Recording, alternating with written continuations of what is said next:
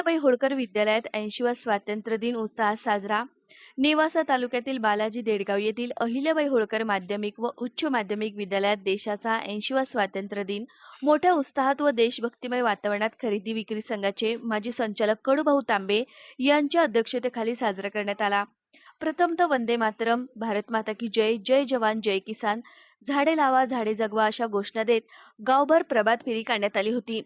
प्रभात फेरीनंतर विद्यालयाच्या प्रांगणात मुळा एज्युकेशन संस्थेचे सदस्य बाजीराव पाटील मुंगसे यांच्या शुभ हस्ते ध्वजपूजन व ध्वजारोहण करण्यात आले. विद्यार्थ्यांनी वंदे मातरम, राष्ट्रगीत, देशभक्तीपर गीत तसेच विविध सांस्कृतिक कार्यक्रम सादर करून उपस्थितांची मने जिंकली. तर विद्यार्थ्यांच्या कवायतीतून व्यायाम व व्यसनमुक्तीचा संदेश देण्यात आला.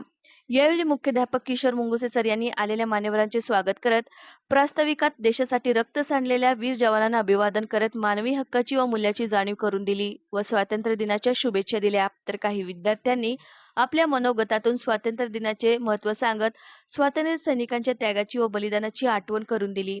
विद्यार्थ्यांनी देशाची एकता, अखंडता व लोकशाही मूल्याचे जतन करण्याचा संदेश दिला. तर शाळेच्या वतीने बालविवाह रोखण्यासाठी सर्वांना बालविवाह कायद्याचे संरक्षण व जबाबदारीसाठी शपथ देण्यात आली.